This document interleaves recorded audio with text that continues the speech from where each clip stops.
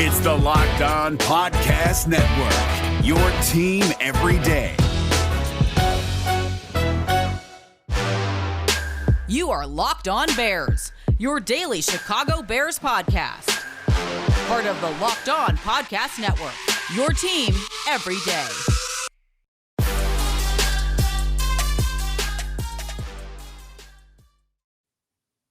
For it being the last weekend in June, the Chicago Bears were awfully busy.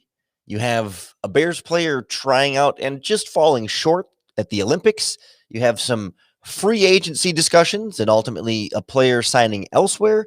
And you have a young Bears player working out, learning, studying from the best players at his position. This is Locked On Bears, and I'm your host, Lorin Cox. I'm an analyst for Pro Football Focus, and I'm here to bring you your daily, in-depth Chicago Bears news and analysis. Today's episode is brought to you by RockAutocom. Amazing selection, reliably low prices, all the parts your car will ever need. Visit RockAuto.com and tell them Locked On sent you. On the show today, Marquise Goodwin, the Bears receiver, trying out for the Olympics, putting up a valiant effort, falling a little bit short, but a larger signal of where this Bears offense is going to grow this season. A clear need for speed for Matt Nagy, and now all the different possibilities of what this offense can do when you're able to not only take the top off vertically, but have more elite athletes at the position compared to what they were able to do last year. Then we'll move to the Bears' free agent pursuit of offensive tackle Morgan Moses, who ultimately decided to sign with the New York Jets, but maybe signaled a little bit about how the Bears feel about their line and raised some questions about just how well they've planned this whole process out. Then we'll wrap up with tight end Cole Kmet heading to tight end university, learning from Travis Kelce, George Kittle, Greg Olsen, and many more. We'll get sort of the dispatch from the big tight end summit and what it means for Kmet and this Bears offense moving forward. Let's start with Marquise Goodwin and the Olympic trials, because when do we ever get a Bears player working out at the Olympics? It's really a cool thing. And Marquise Goodwin, we know, is an elite athlete. We know he has great vertical speed. He's a smaller guy, 5'9", a short receiver, but we know he can win on the outside. It's where he had his success in San Francisco before injuries and then opting out of COVID-19 kind of took him out of the picture for the last couple of years. And a lot of excitement building about him in Chicago. We've seen even the Chicago Bears put him on their graphics, with the other weapons. Pretty good sign that they think he'll be sticking around for at least a little while here, and not just some guy that's here for training camp. There's some real confidence and some real optimism, excitement about what he's going to do as a member of the Chicago Bears. And he has long been a track athlete, not only a speed guy, but a jumper, apparently. And so over the weekend, I think it was Friday, was the qualifying for the Olympics, and Marquise Goodwin ultimately falling short. His best jump in the qualifying, 24 feet, 10 inches, which is incredible. I mean, can you imagine jumping? What is that? That's more than 8 yards. If 3 feet is a yard, 24 feet, 8 yards, 10 inches. I mean, that's, you can almost jump a first down. Unfortunately, that's only good for 19th among the very best jumpers at the Olympics, and only the top 12 advanced to the finals of the qualifying to potentially be in the Olympics. And so I guess that means more football and less track for Goodwin this offseason, which is, I guess, a good thing. The Bears were encouraging it. Matt Nagy said it's great. To be an Olympic athlete, you have to take care of yourself. So it's not like he's slacking on anything for football to be able to compete in those ways. But it's good to have those types of athletes on your team. Long jump, more a signal of explosiveness as opposed to just pure 40-yard dash speed. You start to compare it to the combine, the broad jump at the combine or the vertical jump. Those tend to be explosiveness measurements. How quickly can you move a short distance? How much can you have that explosive movement of your muscles to make that long jump? And so not only can he jump great distances, but he can change direction quickly. He can go from 0 to 60 quickly and then stay at 60 for a long period of time to match both that explosiveness and that long speed. And it's something that we felt like the Bears were lacking a little bit last year. It's not that the Bears were a slow team necessarily, but they didn't have a lot of elite athletes on the field. Allen Robinson, not the biggest, not the fastest, but very, very good at what he does. Anthony Miller, he's pretty quick, but he's not Tyreek Hill, right? He's not one of these sort of like dominating athletes. Even David Montgomery, right? I mean, he's fast, but he's not a top 5 speed or explosiveness back in the NFL. Like, those guys are all very skilled, right? They have great skill at their position, and that's how they win, more so than with their physical traits.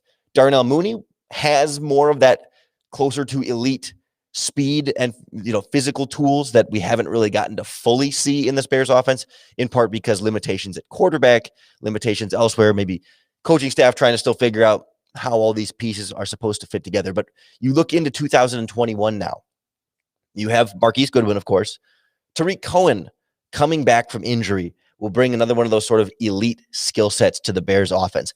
Cordell Patterson had some of that last year. I mean, at this stage in his career, he's not the exact same in terms of top speed, but still, of course, we saw him have big kickoff returns, maybe running back and receiver, not his most natural spot to have that impact. But Cohen coming back, able to be a big impact there. And then they also signed Damiere Byrd, who was a high school track athlete, another one of these, 4-3 speed type players that they can throw on the field and stretch teams vertically or horizontally, but just make defenses have to respect that speed. So the cornerbacks and the safeties give them extra space, no matter what direction they're running in. And that extra space creates more room for more of your skilled players. Again, Robinson, Montgomery, your tight ends too, Cole Kmet, Jimmy Graham, those guys that are not going to run away from everybody, and they're not going to always, out athlete you, but they're just going to make plays and be very effective members of your offense. The Goodwins, the Birds, the Cohens of the world can be great complements for all the other players on your team. And hopefully that can lead to more explosive plays, and it just starts to make everybody's job easier. It shouldn't have to feel like pulling teeth for this Bears offense to get going the way it felt like so often last season. Every single yard kind of had to be earned. Occasionally, you had some kind of breakaway play here and there, but the more dynamic athletes you can add into the mix, the more opportunities you have for, you just make that one guy miss and it's a foot race, and you have guys that can win that foot race. All of a sudden it becomes a much, much different story. So this is all sort of in an effort to get this Bears offense firing on higher cylinders. You are going to need to have consistent offensive line play to let these athletes really do their work. And the Bears almost added another starter into that mix on the offensive line and did a real shakeup to this plan kind of late in the stage of this offseason. We will find out a little bit more about the free agent offensive tackle they pursued and what the plan might have been next on Locked On Bears.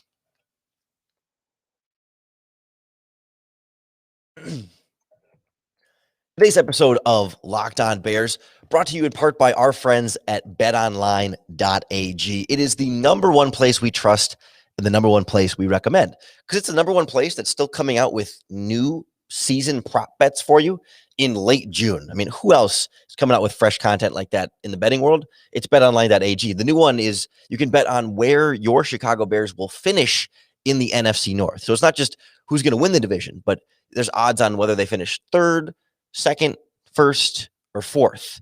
And I use that order in particular because right now the betting favorite is that the Bears would finish third place in the NFC North. You can get even better odds if you say they're going to finish second, even better odds if you say they're going to finish first, and even the longest odds are that they'll finish last, not really expected to be down there. That's the Lions spot, but now's a great time to get some great odds on where the Bears will finish in the NFC North at betonline.ag.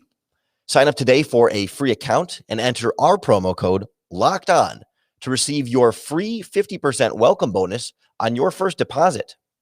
BetOnline, your online sportsbook experts. We thought this Bears offensive line was more or less set this season. We thought they kind of had their group in place. And yet, as the draft wraps up and they get everything sorted together for mandatory minicamp, they bring in some guys, they do some workouts, and there's some free agent rumblings, and discussion here, particularly with now former Washington football team offensive tackle Morgan Moses. And he would have been a potential fit for the Bears, maybe at either offensive tackle spot. And as it turns out, they went after him. They tried to get what they could in free agency. He signed instead with the New York Jets over the weekend. Ended up being a fairly team-friendly deal here. 1 year, $3.6 million deal, up to 5.3 in incentives. But Mike Garafolo, the NFL insider, said Morgan Moses had fruitful talks with the Bears, but that would have been at left tackle. The Jets want him at right tackle, where he's more comfortable. So, of course, it was Ian Rappaport then with the news on the contract. Again, a 1 year deal, $3.6 million base, up to $5.3 million if he hits playing time incentives. There seems to clearly be this distinction here about left versus right tackle, which is something that I think can be a little bit overblown.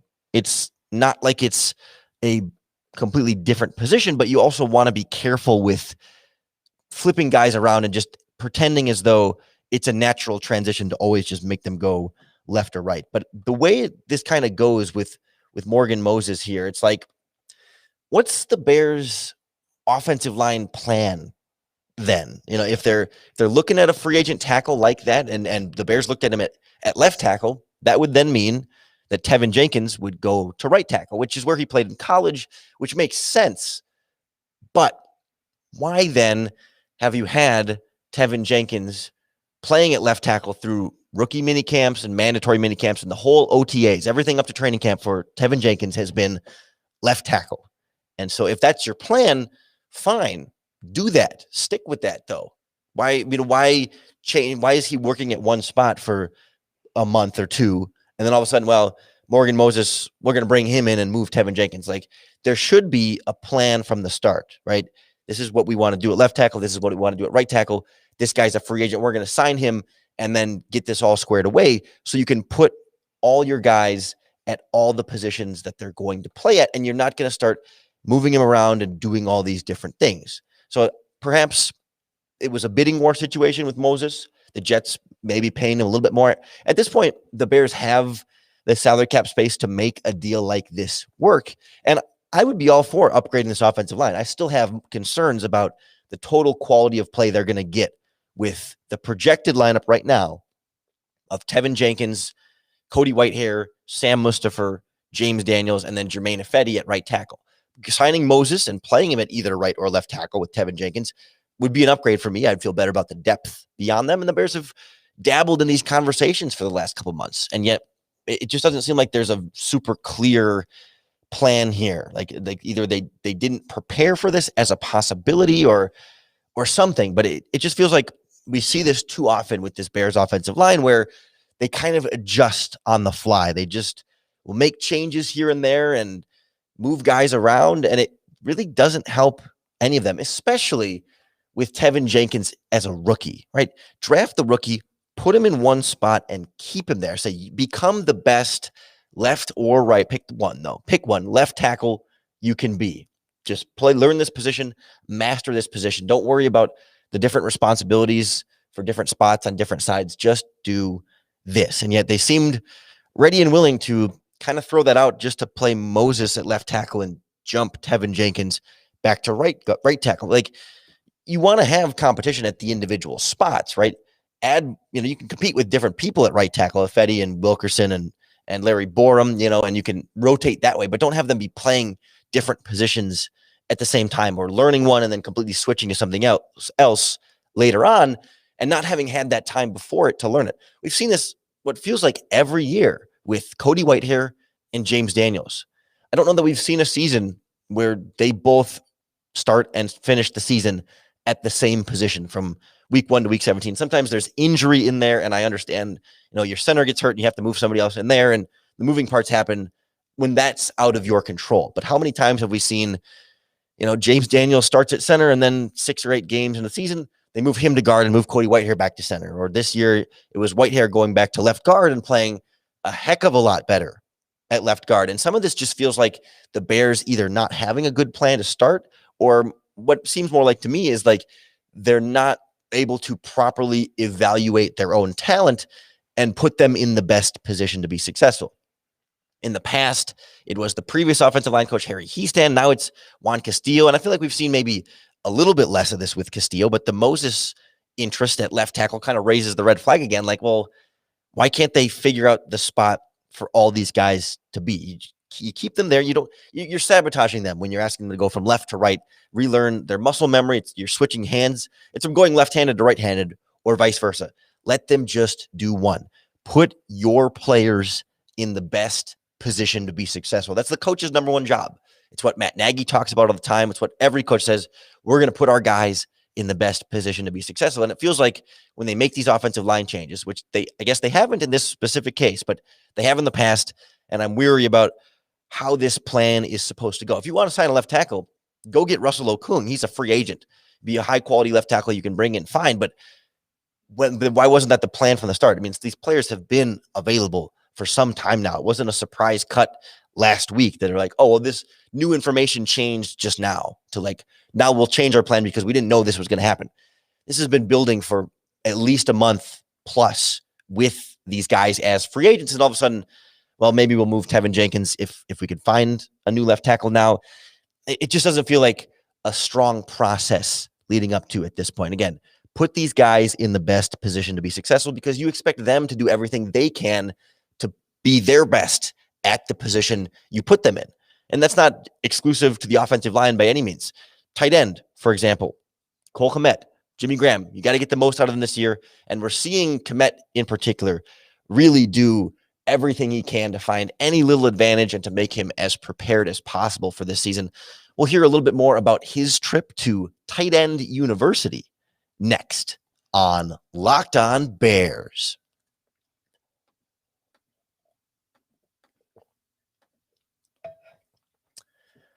I couldn't do the Locked On Bears podcast without our friends from Built Bar because they make the world's best tasting protein bars, and I eat them literally every single day. I mean, that's not an exaggeration.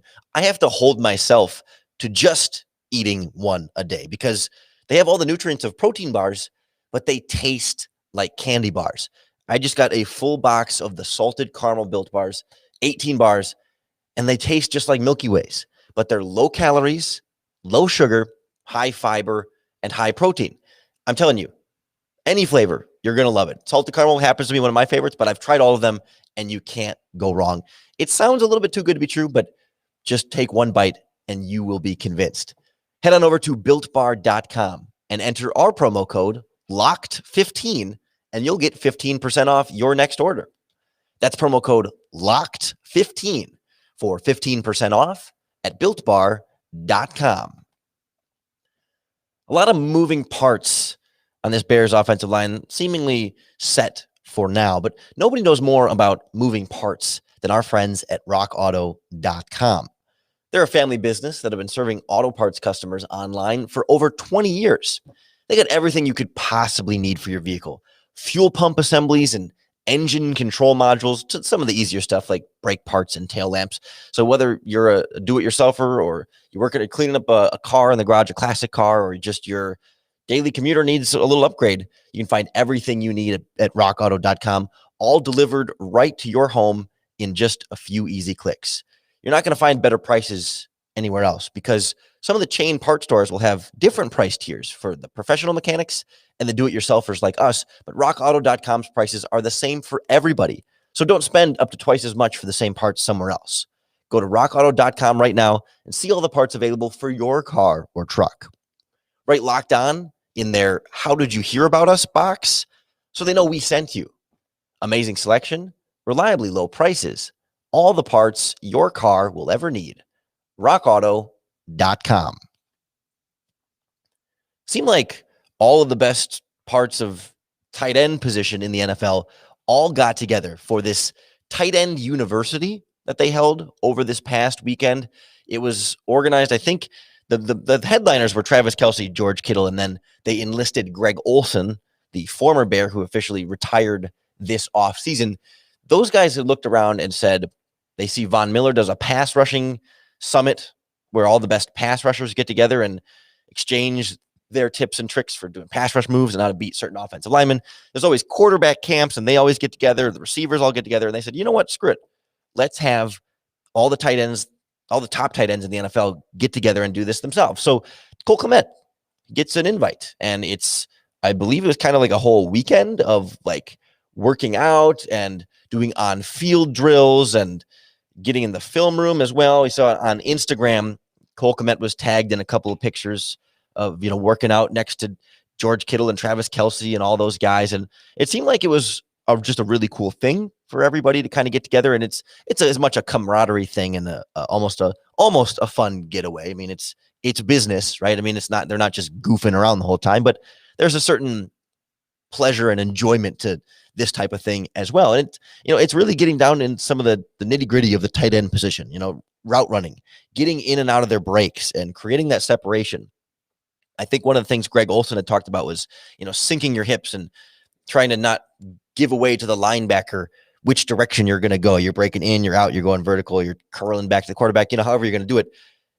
You almost sort of try and hide it and then explode out of it. Or, after the catch, getting upfield to get those yards and turning upfield immediately and not waiting or, taking false steps, but really catching, turning, and going to maximize as much of that yards after catch, or just finding tendencies for opponents. All of these different things, just tight ends brainstorming, getting together, and helping their fellow tight ends.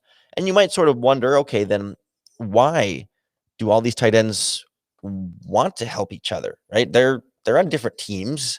They want to be better. They don't want to help other offenses get better, right? But I think there's a sort of a bigger picture here that as the tight ends get better, if George Kittle can get a little bit better from learning something from Travis Kelce, and Travis Kelce can get a little bit better, and maybe they can help pick a young tight end, they can help Kyle Pitts or Cole Kmet become the next best NFL tight end. If they can encourage that growth at the position, then they'll keep getting paid more. And when the top tight end gets paid the next biggest contract, that sets the market for all the tight ends underneath them. So the better that the best tight ends get, the better it is for everybody. So they sort of have the same incentive for the position as a whole to get more valuable. Again, you get more quality tight ends, teams will pay more for those quality tight ends, and everybody makes just a little bit more money, in addition to the camaraderie and the growth and just football players loving football and wanting to do football things together and all wanting to be better. And there's sort of a give and take, is I'll give you my tip on this and you give me your tip on that. And it's sort of a mutual exchange for everyone. So it's what makes it so cool that Cole Kmet got to be there, right? I mean, they didn't have to invite a second round pick for the Bears who had 250 yards last season, right? I mean, he didn't have to. Maybe Jimmy Graham would make more sense because he's been that guy for a long time in the league, but they had to cut off the list somewhere. And apparently Cole Kmet, good enough to make that list. I think it speaks quite a bit to his dedication, to his effort, just to his character as a player, that the veterans have this respect for him. They want to be around him and they see him as a guy that's worth mentoring and can take some of that guidance and really kind of grow toward that next level. And I thought Jimmy Graham in particular did a nice job of illustrating this at one of his press conferences recently, kind of sharing what he's seen from Cole Kmet more so off the field than on the field. Jimmy, you mentioned Cole and the growth he had last year. What did you see behind the scenes that allowed him to set the foundation for his career? I mean, everything. He's just a pro. The way he handles himself and the way he works. He's in there all the time. Getting better, getting stronger. Completely focused. He never rests on his laurels. He's not a kid who has a good play and then takes 10 off. He's going to give 100% effort all the time on everything he does. He's just a special kid, man. He's got, for him, there's truly no ceiling. He can be as good as he wants to be. And I'm excited to be a part of that, to help him get there and to win some games with him. He has a bright future and it's been special to be able to help him do that. So by all accounts, Cole Kmet doing everything he should be doing and maybe going above and beyond in all the sort of little things that you want a young tight end to be doing off the field to take care of his body, to prepare himself to be in the film room, to learn the offense, to understand what he needs to do to be successful. Those things are all great.